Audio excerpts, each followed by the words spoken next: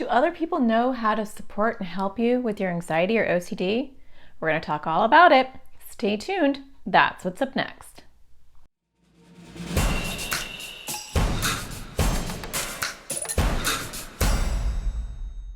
Hi, my name is Natasha Daniels. I'm a therapist. I make videos for people with anxiety or OCD. And today I want to talk to you about the people that are around you. Nobody lives in a bubble. There are people who surround you and who are there to support you, hopefully. And a lot of times those people, whether they're loved ones or partners or parents or friends even, they don't know how to help you. And so it's really important for you to communicate and tell people how you want help. A lot of times with my kids, the things that do help them aren't the things that I would think to do. My daughter loves a hug when she's really angry.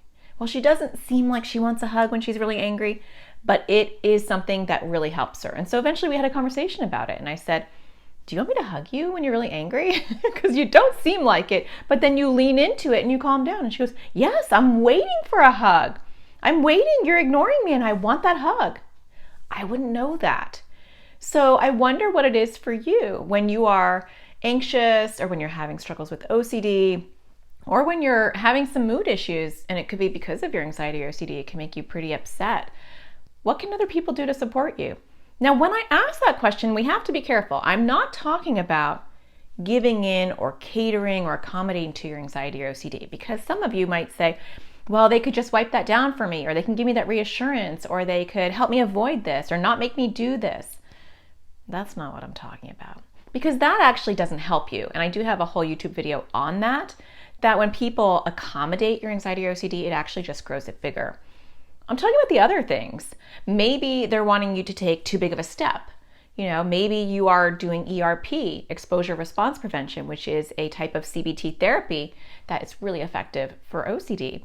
And maybe the exposures, or maybe you're doing challenges for your anxiety or doing big scary stuff, maybe in therapy or even at home. And the people around you, maybe you feel like they are wanting you to do really big scary things and you're not ready for it. But you don't communicate, I'm not ready for this, but I can do this and this will help me.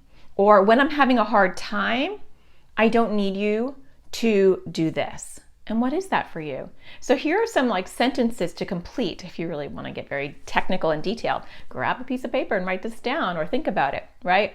When I'm having a hard time, you can help me by doing this. And remember, it's not something that's going to feed your anxiety or OCD.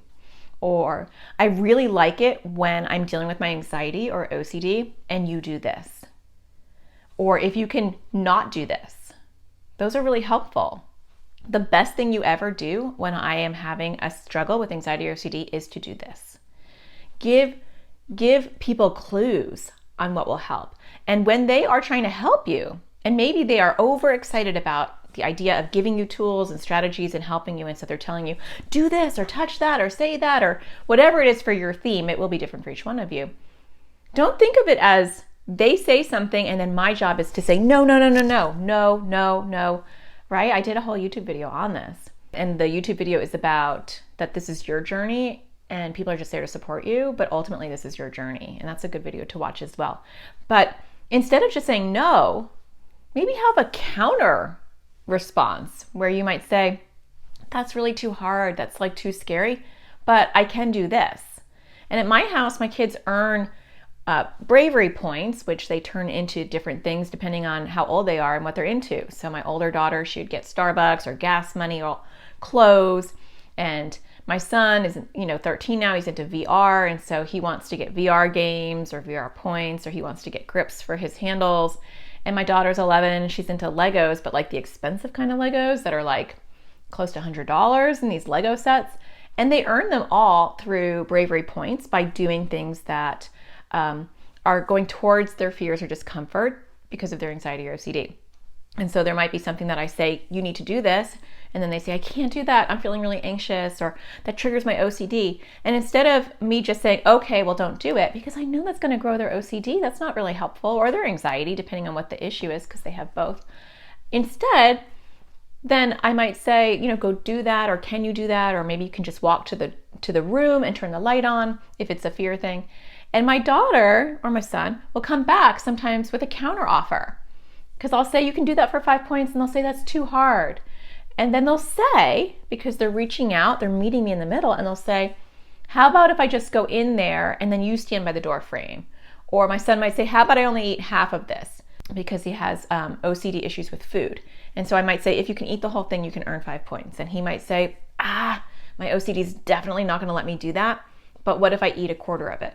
And then I might say, you know what, that's good. You'll get 3 points for that. So have a conversation or a dialogue about how people can help you. So it might be how they can help you cheerlead. I'm talking about examples that are related to cheerleading, like I'm cheerleading my kids on.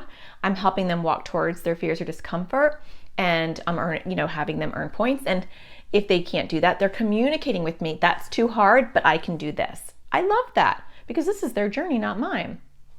If my kids are angry, right, we talk and communicate ahead of time.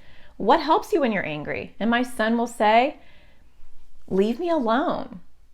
So if I try to cuddle him or hold him the way my daughter wants, it will not be helpful. I might actually get pushed away. He doesn't want that. That's disrespectful for him. And so he will say, when I'm upset, I just need to have my space. I need to crawl under something and just be by myself and let me reset.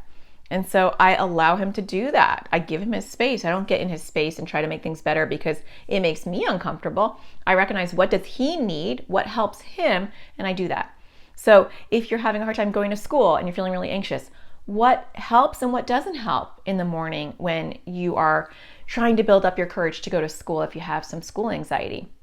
If your parent is saying, we're going to be late, and you have to go, no matter what you do, you have to go, and you can't miss this because you have already missed so much school, blah, blah, blah.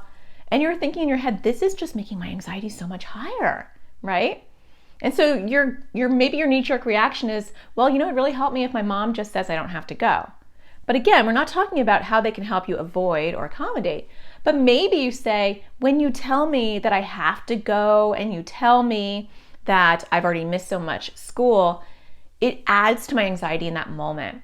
It would be much better if you told me this. And maybe it's a cheerleading thing. Like, I know this is hard for you, and I'm sorry this is hard for you, right? Sometimes just validating your feelings can feel good. Maybe you don't want their input sometimes. Maybe you don't want them to always talk about your anxiety or OCD. Maybe you want them to talk about it more. They're not mind readers. So my hope for you after this video is that sometime today you go to the people that care about you, the people that are in your world and are always there trying to support you, and maybe you're not finding it supportive because they're not doing it in the right way, or maybe you are already finding it helpful. Communicate to them. And maybe the communication is, please don't do this, but please do this. Or maybe it is, you know what? You're doing everything wonderful. And I just want to thank you, because gratitude goes a long way too, because the helpers can get really tired as well. So I hope that you find the sparkle in everything you do. And I will be back next Thursday with a new video. Take care.